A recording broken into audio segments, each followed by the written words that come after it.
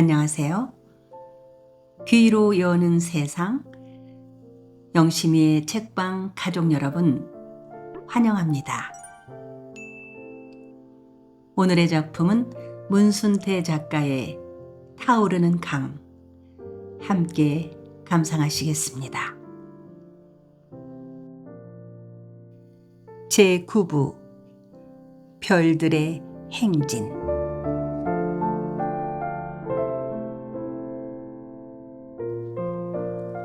집안 분위기가 이상할 정도로 고즈넉했다. 양만석은 주위를 두리번거리며 마당을 가로질러 안채 쪽으로 걸어갔다. 연신 헛기침을 토해내며 인기척을 알렸으나 얼굴을 내미는 사람이 없었다. 한참 동안 마당 가운데 서성거리고 있는데 안방문이 열렸고 조선애의 어머니가 쭈뼛쭈뼛 마루로 나왔다. 얼핏 양만석을 내려다본 그녀의 얼굴에 수심이 가득해 보였다. 처음에 조선애의 어머니는 양만석을 알아보지 못한 듯 눈을 꿈쩍거린 채 반응이 없었다. 그녀는 눈으로 누구냐고 묻고 있는 것 같았다. 집에 다른 사람은 없어 보였다. 그간 안녕하신지요? 양만석이 마루 쪽으로 가까이 다가가서 허리를 굽히고 정중하게 인사를 해서야 조선애의 어머니는 그를 알아보고 주춤 놀랐다. 저 이렇게 불쑥 찾아와서 죄송합니다. 선혜 씨를 잠깐만 보고 갈 수 있게 해주십시오. 양만석이 마루 끝으로 다가가서 애원했다. 조선의 어머니는 잠시 멀뚱하게 서 있다가 힘없이 마루에 앉아 시선을 멀리 던졌다. 여전히 얼굴이 밝지 않았다. 그렇다고 불시에 찾아온 양만석에게 적대감을 보이거나 화난 표정을 짓지는 않았다. 양만석은 순간 집안에 좋지 않은 일이 생겼음을 직감적으로 느꼈다. 혹시 조선애한테 무슨 일이 있는 것은 아닐까 하는 생각이 들기도 했다. 저 선혜 씨를 만날 수 있게 허락해 주십시오. 잠깐만 그냥 보고 가겠습니다. 양만석은 다시 한번 허리를 굽적거리며 사정을 했다. 우리 선혜는 만날 수 없소. 어디 멀리 갔습니까? 혹시 그간 결혼이라도 했습니까? 양만석이 다급하게 물었다. 그때 방에서 여자의 기침 소리가 간헐적으로 들려왔다. 환자의 기침 소리가 분명했다. 양만석은 순간 혹시 조선애가 병들어 알아 누워 있지는 않을까 싶은 생각이 머리를 스쳤다. 그는 기침 소리가 들려온 방 쪽으로 눈과 귀를 모았다. 혹 선혜 씨가 아픕니까? 선혜 씨한테 제가 왔다고 전해 주십시오. 양만석이 간절한 눈빛으로 조선의 어머니를 보며 다급하게 말했다. 그러나 조선의 어머니는 마루에 앉은 채 아무런 반응도 보이지 않았다. 그때서야 양만석은 지금 조선애가 병이 들어 앓고 있다고 확신했다. 선혜 씨, 내가 왔소. 양만석이 선혜 씨를 보려고 달려왔소. 선혜 씨, 어서 문을 열고 나와보시오. 선혜 씨. 양만석이 방해되고 물기젖은 목소리로 조선의 이름을 거듭 불러대며 소리쳤다. 그러나 방문은 열리지 않았다. 이내 기침 소리마저 멎어버렸다. 우리 선혜 시방 아무도 만날 수가 없으이. 그만 돌아가시소. 조선의 어머니가 슬픈 얼굴에 가느다란 눈빛으로 양만석을 바라보았다. 아닙니다. 제가 왔다고 하면 금방 일어날 것입니다. 제발 부탁입니다. 그때서야 조선의 어머니가 힘겹게 몸을 일으키더니 방으로 들어갔다. 방에서는 아무 소리도 들리지 않았다. 그리고 한참 후에야 조선의 어머니가 밖으로 나오더니 방문을 닫았다. 조선에는 모습을 나타내지 않았다. 만날 수 없다 카네예. 그러이 그만 돌아가시소. 좀에 있으면 우리 바깥 양반 오시면 난리가 날기라예. 조선의 어머니가 마루 기둥에 손을 짚고 서서 힘없는 목소리로 말했다. 그러자 양만석이 구두를 벗고 마루로 올라서더니 조선애가 누워있는 방으로 뛰어 들어갔다. 조선의 어머니는 말리지 않고 보고만 있었다. 양만석이 조선애의 방으로 들어서자 그녀는 이불을 머리 끝까지 뒤집어 쓴 채 미동도 하지 않았다. 알아누운 지 꽤 오래되었는지 환자방 특유의 역한 냄새가 훅 덮쳐왔다. 양만석은 조선애의 머리맡에 앉았다. 그는 한동안 말없이 이불 속의 조선애를 보고만 있었다. 그녀의 몸이 얇고 조그맣게 보였다. 그때 이불 속에서 가느다란 흐느낌 소리가 들려왔다. 양만석은 조선의 흐느낌 소리를 듣자 애틋한 마음이 뼛속을 후비는 것 같았다. 그는 참을 수 없는 그리움과 연민으로 눈물이 솟구치려고 했다. 이윽고 떨리는 손으로 이불을 젖히고 말았다. 조선에는 반듯하게 누운 채 두 손바닥으로 얼굴을 폭 가렸다. 그녀를 보는 순간 양만석은 온몸이 슬픔으로 질척하게 녹아내리는 것 같았다. 접시꽃처럼 도톰했던 얼굴이 핏기 하나 없이 창백하고 피골이 상접한 데다가 오랫동안 누워만 있어서 그런지 머리칼이 헝클어져 뒤통수에 개떡처럼 달라붙어 있었다. 그녀의 몰골로 보아 꽤 오랫동안 중병을 앓고 있었던 것이 분명했다. 양만석은 할 말을 잇고 애잔한 얼굴로 조선애를 내려다보고만 있었다. 조선애는 여전히 손바닥으로 얼굴을 가린 채 가냘픈 어깨를 들먹이며 흐느꼈다.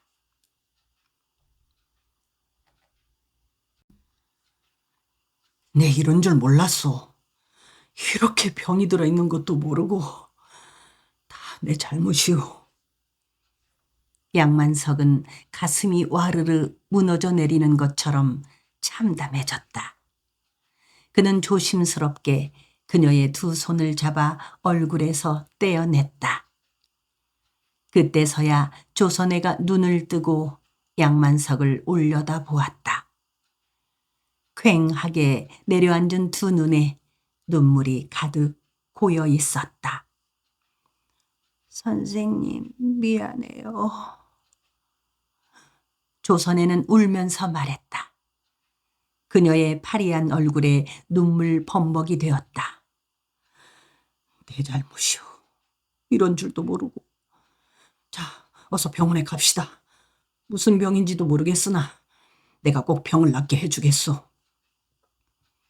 양만석은 도대체 조선애가 무슨 병이 들었기에 병원에 입원도 시키지 않고 이렇게 방치해두고 있는 것인지 그녀의 부모가 원망스러웠다.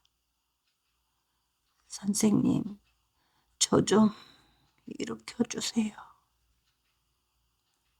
조선애가 손등으로 눈물을 훔치며 말했다.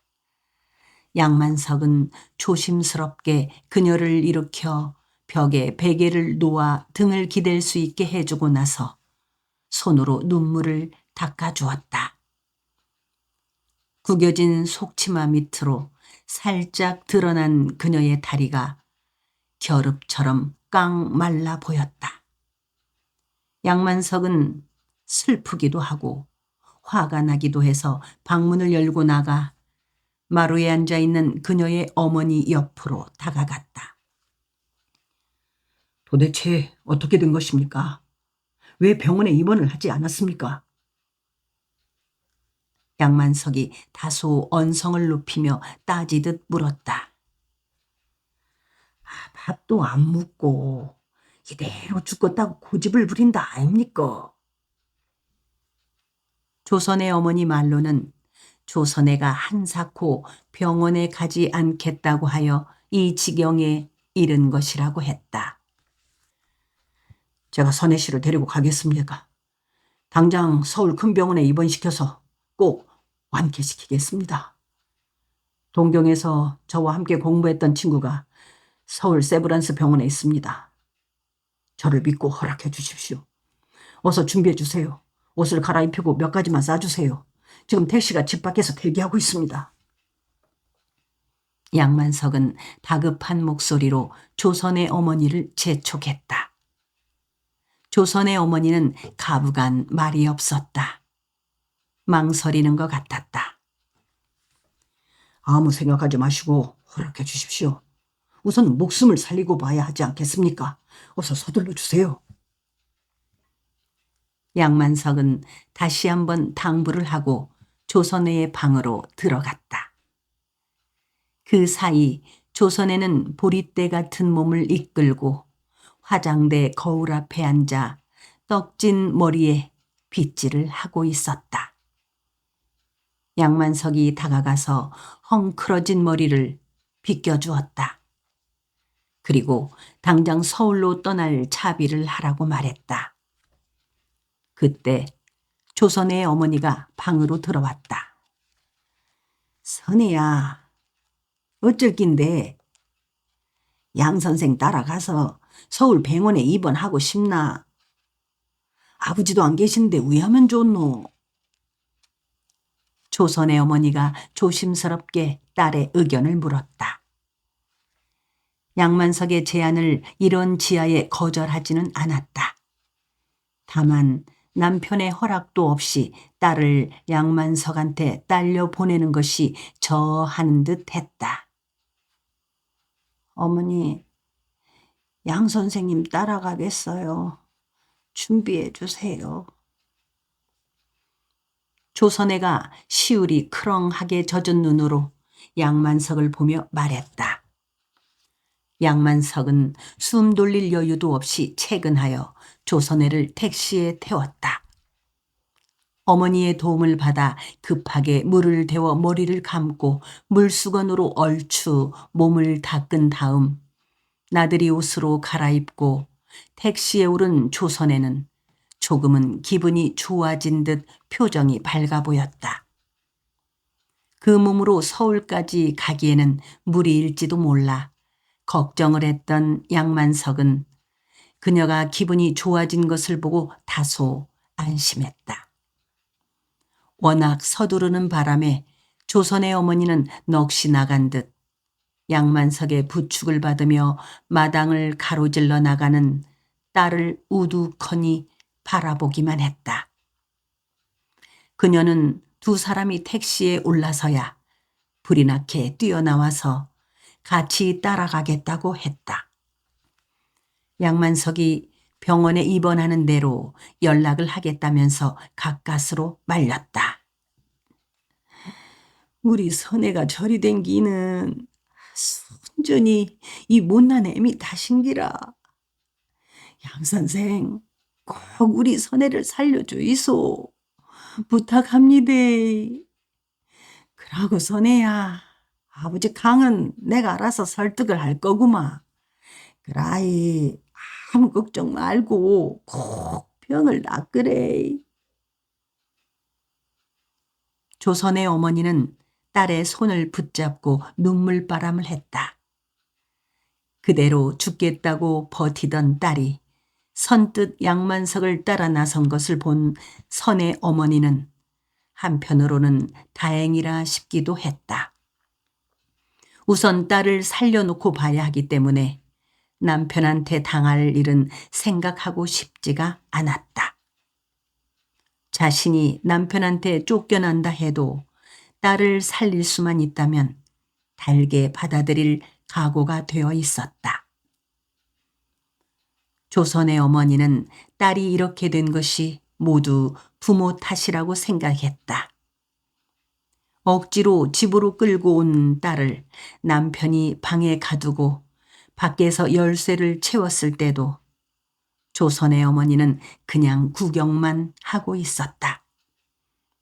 남편은 딸이 부모가 정혼한 남자한테 시집을 가겠다고 하기 전에는 절대로 방문을 열어주지 않겠다고 했다. 딸은 방에 갇힌 채 단식으로 버텼다. 어머니한테 방문을 열어달라고 애원했으나 그녀는 딸의 부탁을 들어주지 않았다. 광주로 돌아갈 수 있게 도와달라고 하면서 울고 애원을 했지만 끝내 못 들은 척 했다. 기력이 쇠진할 대로 쇠진한 후에야 의사를 불러 진찰을 했을 때는 이미 병이 깊어진 후였다. 의사 말로는 오랫동안 잠을 못 자고 너무 마음의 고통이 심해서 생긴 병이라고 했다. 서둘러 진주를 떠난 양만석은 택시로 부산까지 곧장 가서 기차를 탔다.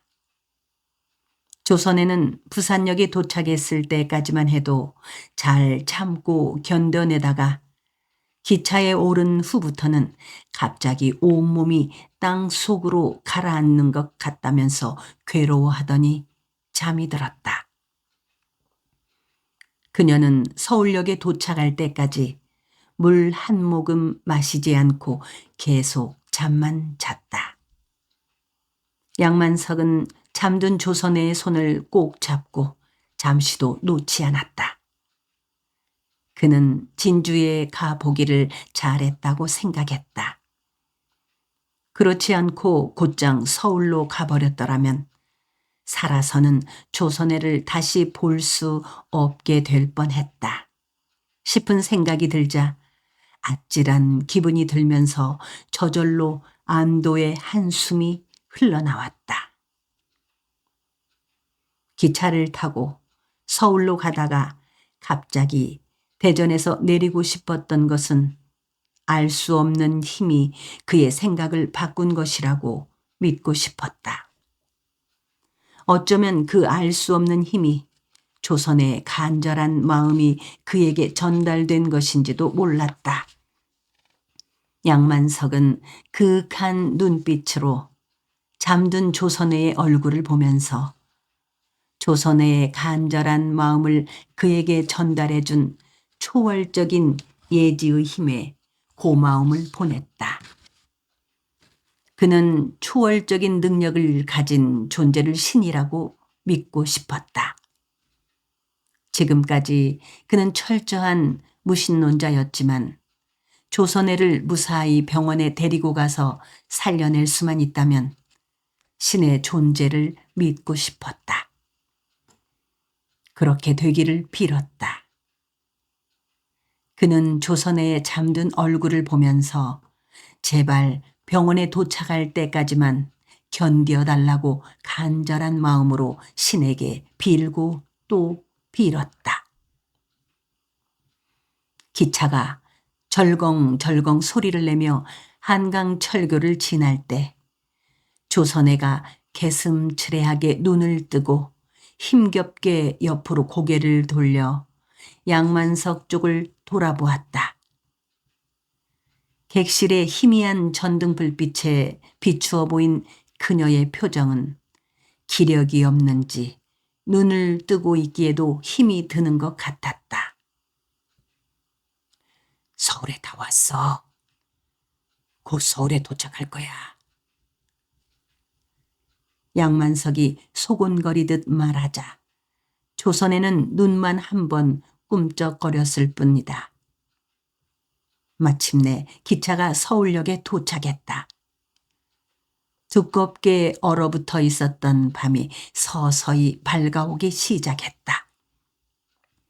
기차에서 내린 양만석은 짐꾼을 불러 가방을 맡기고 그녀를 업었다.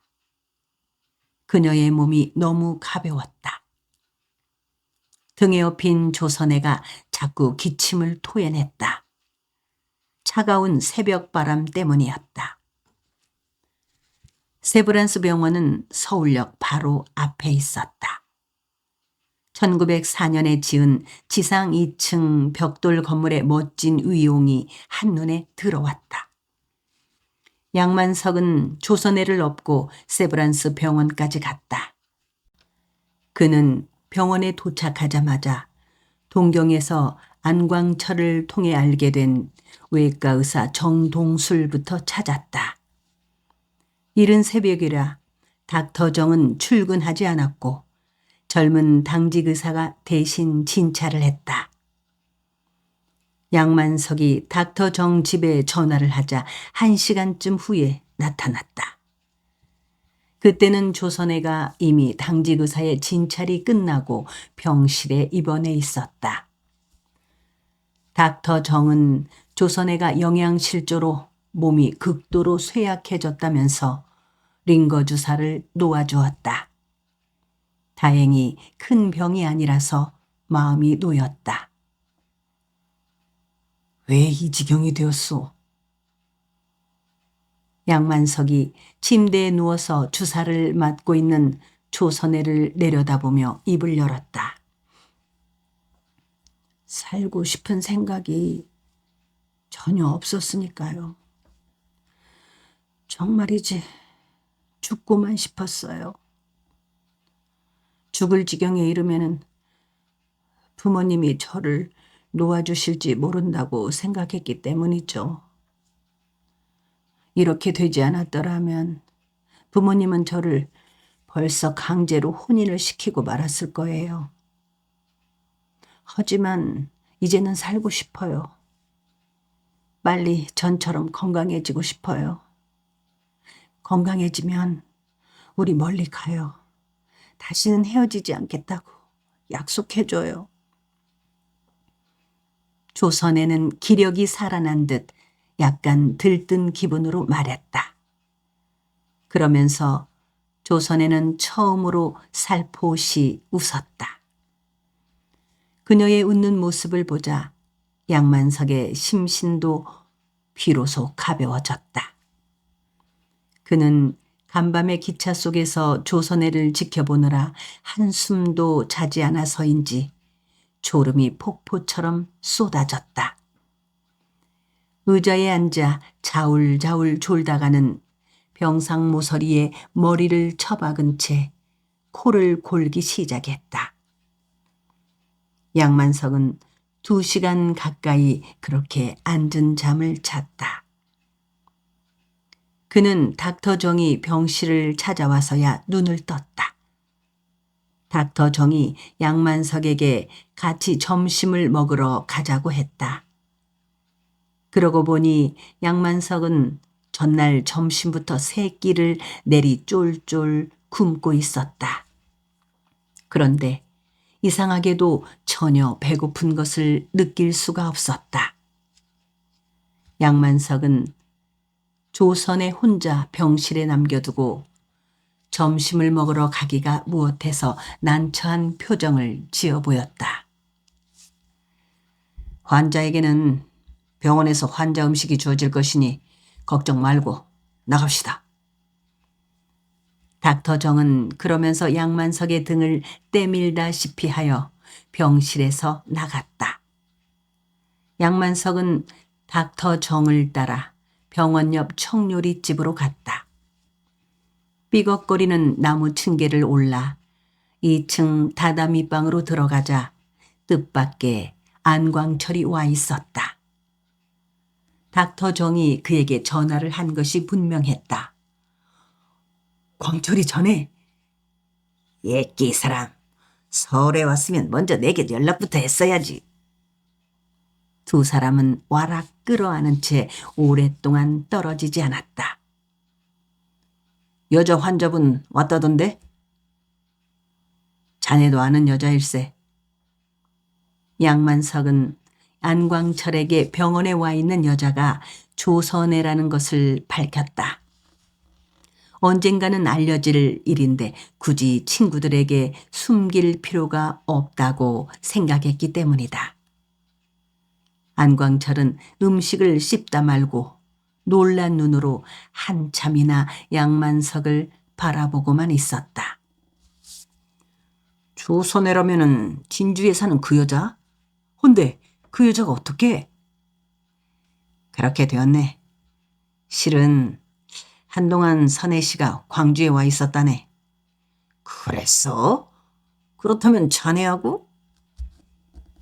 양만석은 안광철의 질문에 어색하게 웃음을 삼켰을 뿐이다. 그는 자신과 조선애와의 관계에 대해서 더 이상 자세하게 말하고 싶지가 않았다. 암튼 점심 먹고 선혜 씨 병문안부터 가야겠구만. 안광철은 김준영을 불러 같이 병원에 가야겠다고 하는 것을 양만석이 한사코 말렸다. 지금은 몸이 너무 말라 아무도 만나보고 싶어 하지 않으니 회복된 다음에 만나는 것이 좋겠다고 설득을 시켰다. 그 대신 저녁에 김준영에게 연락을 해서 오랜만에 새 친구가 함께 만나기로 약속을 했다. 그날 저녁 안광철의 초대로 셋이서 남대문 건너편에 있는 조촐한 요리집에서 자리를 같이 했다. 8년 만에 만난 새 친구는 격이 없이 반가운 마음으로 그동안 켜켜이 쌓인 회포를 풀었다. 수원에서 올라온 안광철은 김병로의 주선으로 신간회 일을 보고 있었고 김준영은 정읍에 있는 전답을 팔아 서울 창덕궁 부근에 가게에 딸린 집을 마련하여 미곡점을 열었으나 석 달 만에 문을 닫았다. 2년 전 김준현이 동아일보 편집국장으로 있을 때 동아일보에 입사했으나 김준현이 공산당 사건으로 투옥이 되자 동아일보를 그만두고 지금은 조선일보에 들어가서 학예부에서 일하고 있다고 했다. 안광철은 서울에서 민중대회 준비 과정에서 40명 남짓되는 신간회 간부들이 검거될 때 자신은 조부님 제사 때문에 잠깐 수원 집에 내려가 있어서 체포망을 벗어날 수가 있었다면서 지금도 잔뜩 몸을 도사리고 있는 중이라고 했다. 식사가 끝나자 안광철과 김준영이 한사코 조선애한테 병문안을 가겠다고 한 것을 양만석이 퇴원할 때까지 기다려달라고 사정하여 간신히 막았다. 그 대신 안광철은 우유와 빵을, 김준영은 설탕 한 봉지를 사주었다. 친구들과 헤어진 양만석은 곧장 병원으로 돌아왔다. 조선애한테 두 친구가 사준 선물을 주자 그녀는 갑자기 시무룩해졌다. 혹시 그 친구들을 병원에 데리고 오지 않은 것 때문에 그러는가 싶어 넌지시 물어보았다. 그 친구분들이 저를 부도덕한 여자로 생각하겠지요? 선생님은 엄연한 유부남이니까요. 조선에는 그러면서 양만석의 대답을 기다리기라도 한 것처럼 뚫어져라 그를 바라보았다. 그러나 양만석은 말없이 희미하게 미소를 흘릴 뿐이었다. 그는 하루가 다르게 그녀의 병세가 호전되어 가고 있는 것이 반가울 뿐이었다. 그녀는 병원에 와서 약을 복용한 후부터 음식도 잘 먹었다. 특히 빵과 우유를 많이 먹어 체중을 늘리도록 하라는 의사의 말에 걸신 들린 듯 먹어 치웠다. 이제 퇴원을 해도 된다고 했지만 양만석은 그녀가 완전히 기력을 회복할 때까지는 당분간 병원에 입원해 있는 것이 좋다고 생각했다. 양만석은 그날 조선애한테는 말하지 않고 병원 전화실에 내려와 그녀의 집에 전화를 걸었다. 병원에 입원하자마자 전화를 하려고 했으나 조선애가 다 나으면 직접 자신이 하겠다면서 한사코 말렸기 때문에 늦어지게 되었다. 그녀는 집에 전화를 하면 또 당장 그녀 부모님이 서울에 올라오게 될 것이라고 했다. 마침 그녀의 어머니가 전화를 받았다. 와, 이제야 전화를 하는겨. 그동안 얼마나 속이 탔는지 막 병이 다 날 것 같는 기라. 인자 병원 알았으니 끼니 당장 올라갈 끼구마. 조선의 어머니는 딸이 빠른 속도로 회복되어 가고 있다는 말을 듣자 울음을 터뜨리고 말았다. 양만석은 조선애의 어머니가 당장 올라온다는 말에 찔끔 놀랐다. 그는 부모님이 올라오면 당장 다른 병원으로 옮기고 말겠으니 다 나을 때까지 조금만 더 기다리면 딸을 데리고 진주로 내려가겠다고 약속하고 간신히 말렸다. 서울에서 2차 시위가 있었다. 15일 오전 9시 반을 전후해서 교실을 뛰쳐나와 일제히 시위를 시작하였다.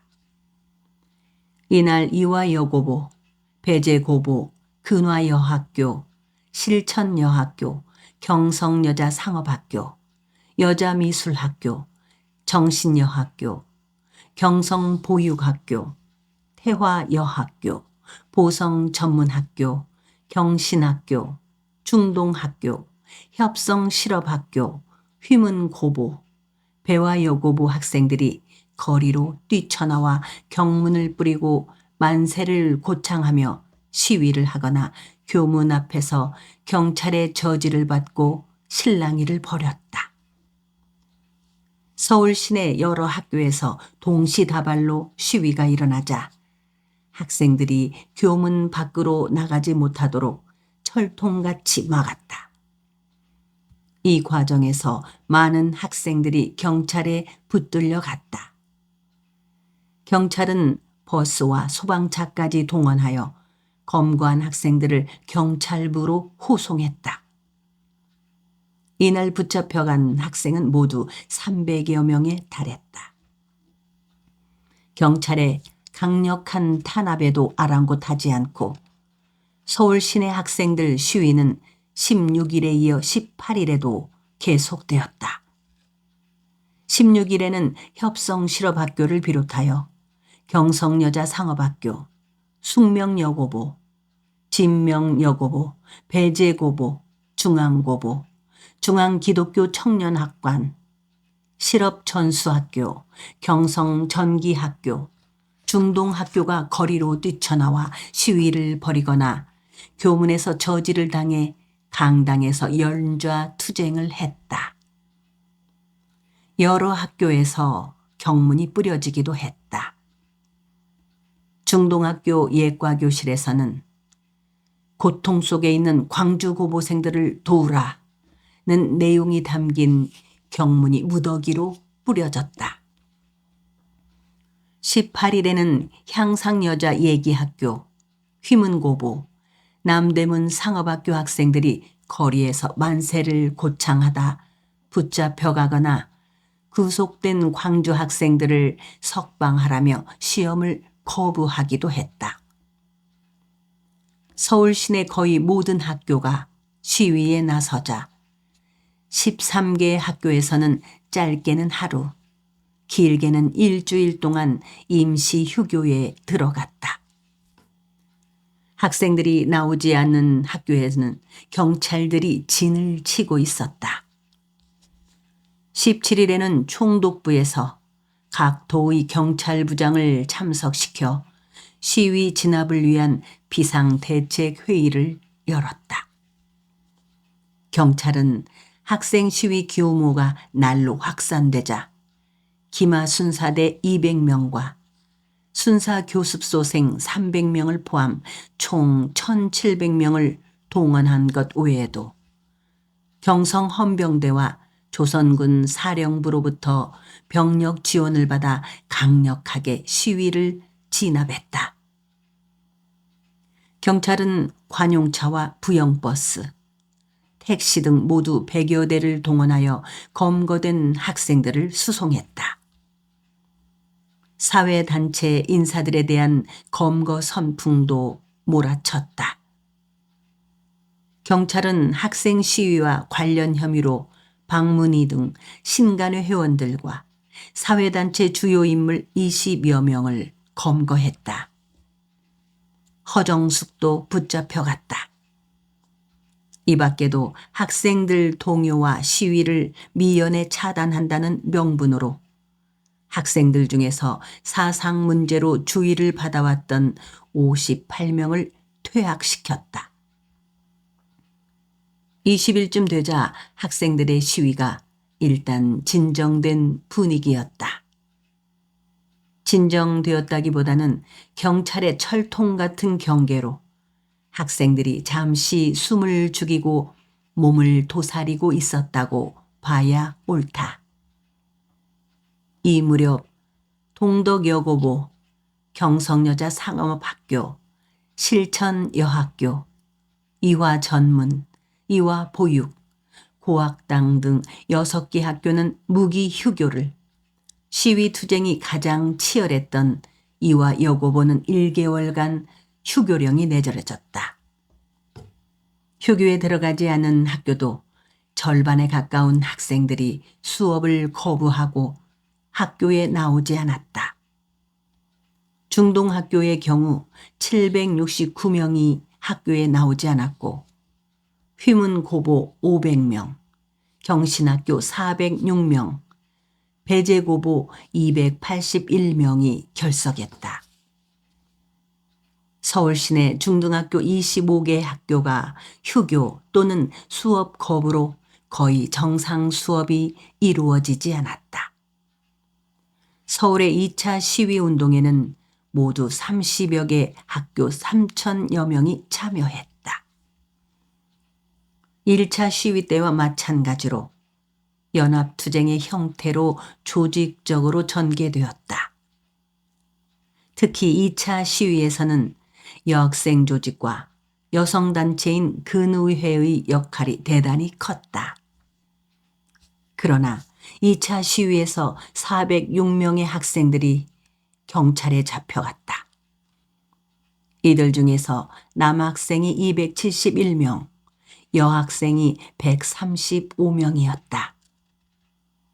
검거된 여학생 숫자가 많은 것은 2차 시위에서 여학생들이 맹렬하게 참여했기 때문이다.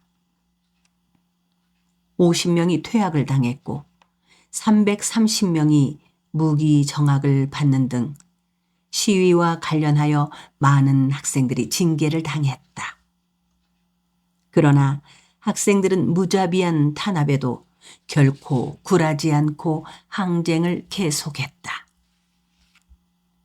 1월 28일 연희전문학교 학생 300여 명이 검거된 학생 전원을 석방하라는 등의 세계항을 결의하고 동맹휴학에 들어갔다. 이 결과 여러 학교에서 동맹휴학에 동조하고 나섰다. 중앙고보, 경신학교, 중동학교, 휘문고보, 동덕여고보, 고학당, 중앙기독교 청년학관 등 10여 개의 학교 학생들이 수업을 거부하고 동맹휴학에 돌입했다. 서울에서 2차 시위가 일어나면서부터 검거 선풍이 불어닥치고 있을 때 양만석과 조선에는 살림을 차렸다. 남대문에서 남산으로 올라가는 후미진 산기슭 양지 쪽에 문간방을 사글세로 얻어 보금자리를 마련했다. 이사를 한 첫날 저녁 조선에는 둘이 먹을 밥을 짓고 주인집에서 얻은 된장으로 두부찌개를 끓였다. 부엌은커녕 비를 가릴 거적 한 장 걸쳐져 있지 않은 난장아궁이라 매서운 칼바람이 온몸을 휘감았다. 그래도 조선에는 마음이 뜨거워서인지 전혀 추운 것을 느끼지 못했다. 비록 부엌도 없는 문간방이지만 두 사람만의 보금자리를 마련하고 사랑하는 사람과 마주 앉아서 먹을 밥을 짓는다는 것만으로도 행복해 하였다. 조선애가 밥을 짓는 동안 양만석은 가방에서 옷가지를 꺼내 횃대에 걸고 나서 방을 쓸고 걸레질을 했다. 그가 빗질과 걸레질을 해본 것도 처음 있는 일이다. 그는 걸레질을 하다 말고 방으로 솔솔 흘러들어온 된장찌개 냄새의 공복감을 느꼈다. 오랜만에 조선애가 정성스럽게 지어준 밥을 먹게 되어 가슴이 설레었다. 더욱이 이날은 두 사람이 처음으로 한 방에서 한 이불을 덮고 자는 첫날 밤이 아닌가. 그동안 그는 이날을 얼마나 애타게 기다려왔는지 모른다. 그는 보석처럼 가장 소중한 것을 꼭꼭 숨겨두고 싶은 마음에서 비롯된 절절한 기다림으로 이날까지 참고 또 참아왔다. 날이 어두워지자 양만석은 방에 전깃불을 켜고 방문을 열었다. 아직 멀었소? 다 되었어요. 문 닫지 말고 계셔요. 조선애가 개다리 소반에 김이 모락모락 피어오르는 밥그릇을 놓으며 말했다. 잠시 후 두 사람은 밥상을 가운데 놓고 마주 앉은 채 한동안 말없이 서로를 마주보며 얼굴 가득 싱긋이 웃었다. 고소한 쌀밥 냄새와 구수한 된장찌개 냄새가 방 안에 가득 찼다. 반찬이라야 된장찌개와 배추김치가 고작이었지만 어떤 성찬도 부럽지 않았다. 자, 먹읍시다. 양만석이 먼저 수저를 들고 된장찌개 맛을 보았다. 조선애는 양만석의 표정을 살피느라 얼굴에 시선을 집중했다. 서울에서도 고향 맛을 느낄 수가 있네요. 된장찌개 맛이 내 마음을 아주 편안하게 만들어주는구려. 맛이 일품이요. 양만석이 그렇게 말해서야 조선애는 비로소 숟가락을 들고 천천히 된장찌개 맛을 음미했다. 양만석은 걸신 들린 듯 개걸스럽게 숟가락질을 하여 밥 한 그릇을 뚝딱 다 비웠다. 조선애의 밥그릇도 거의 비워지고 있었다. 남은 밥 더 없소? 양만석이 빈 밥그릇을 보고 바보처럼 웃으며 조선애를 보았다. 조선애가 양만석의 빈 밥그릇을 들고 나가더니 이내 수북하게 밥을 퍼들고 들어왔다. 이렇게 맛있는 밥은 처음인 것 같소. 양만석은 그러면서 숟갈로 듬뿍 밥을 떠서 조선애의 밥그릇에 놓아주었다. 조선애는 사양하지 않았다. 그녀는 요즘 식성이 좋아 먹어도 허기가 졌다. 먹성이 좋아진 때문인지 이제 아프기 전보다 오히려 몸집이 무거워진 듯 싶었다. 나 이러다가 뚱보가 될까 걱정이 되네요. 선생님은 제가 절구통같이 뚱보되는 거 싫으시죠? 조선애가 마지막 밥숟갈을 뜨며 물었다. 멱살이 같은 뚱보가 되어도 좋으니까 아프지만 말아요. 그렇다면 더 먹을래요. 나도 더 먹고 싶소. 그러자 조선애는 다시 문을 열고 나가더니 누룽지 2그릇을 들고 들어왔다. 두 사람은 얼굴 가득 넉넉한 희색이 되어 순식간에 누룽지 그릇을 비웠다.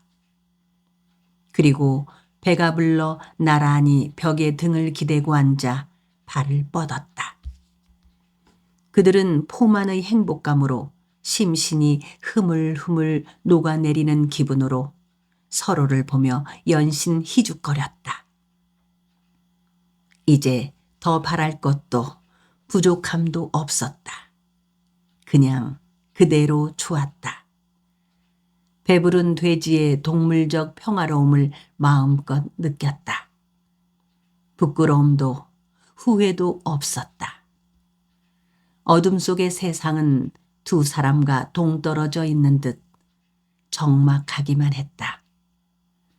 이따금 주인집 방에서 아이들이 떠들어대는 소리가 흘러들어와 적막을 깨트렸을 뿐이다. 두 사람은 눈을 감은 채 가장 편안한 자세로 그렇게 말없이 오랫동안 앉아 있었다. 두 사람은 잔뜩 배가 부른 몸으로 뜨끈뜨끈한 방바닥에 편하게 등을 기대고 앉아 있자 곧 솔솔 잠이 쏟아졌다. 양만석은 실눈을 뜨고 조선애를 보았다. 그녀는 어느새 자울자울 졸고 있었다.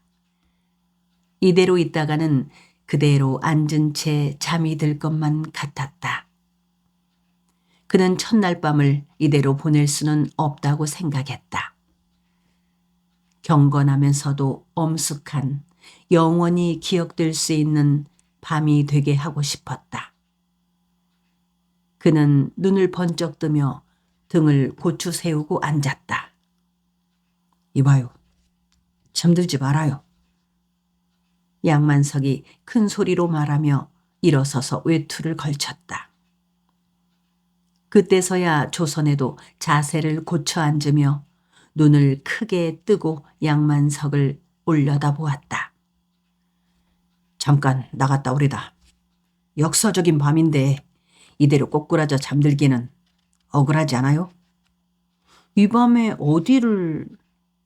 반 시간, 아니 1시간만 기다려요. 나 올 때까지 절대로 먼저 잠들지 말아요.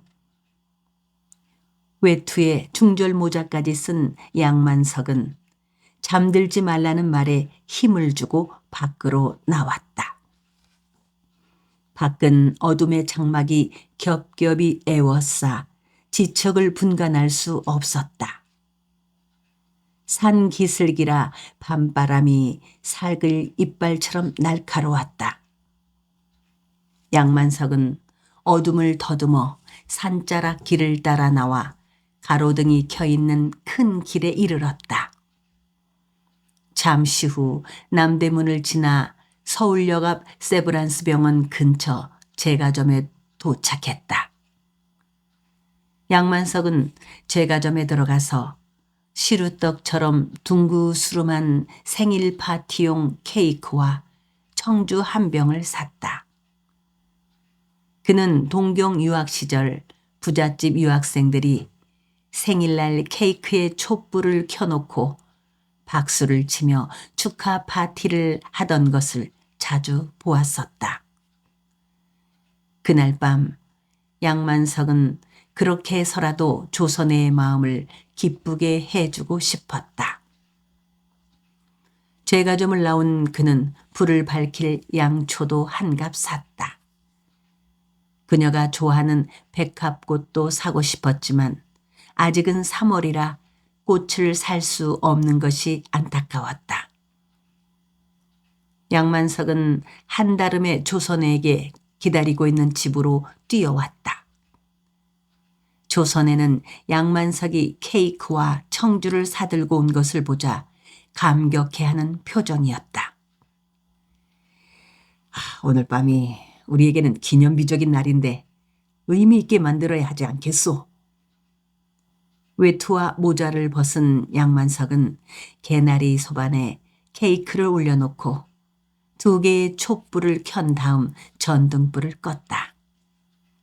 참, 술잔이 있어야지. 양만석이 청주병을 따자 조선애가 밖으로 나가더니 사기 국그릇 2개와 접시를 들고 들어왔다. 양만석이 2개의 국그릇에 청주를 가득 따라 밥상 위에 놓았다. 그리고 2 사람은 케이크를 사이에 두고 마주 앉았다. 화려한 예식을 갖추지는 못한 망정 이렇게 초라하게 선혜 씨를 맞이하게 되어 참으로 미안합니다. 오늘은 비록 우리 2 사람의 영육이 하나가 되는 약속을 하게 되었지만은 훗날 기필코 떳떳하게 세상 모든 사람들 앞에서 의식을 갖추겠다는 것을 약속하리다. 다만 내가 선혜 씨한테 분명하게 다짐할 수 있는 것은 선혜 씨를 사랑하는 이 마음 죽을 때까지 변치 않는다는 것입니다. 양만석은 진지한 얼굴로 조선애를 바라보며 그녀의 2 손을 맞잡았다. 고마워요. 저는 선생님을 만나 이렇게 인연을 맺은 것을 절대로 후회하지 않을 것입니다. 저는 더 바랄 것이 없답니다. 세상 사람들이 저를 비난한다 할지라도 저는 지금 이대로 선생님과 함께 있는 것만으로도 행복합니다. 앞으로 운명이 우리를 갈라놓는다 해도 선생님을 원망하지 않고 지금 이 마음 언제까지나 간직하고 살 것입니다. 어떤 운명도 우리를 갈라놓지는 못할 것이니 안심해요. 양만석은 팔에 힘을 주어 조선애의 손을 꼭 쥐었다. 그녀의 손은 앙증맞을 정도로 꽃잎처럼 작고 부드러웠다.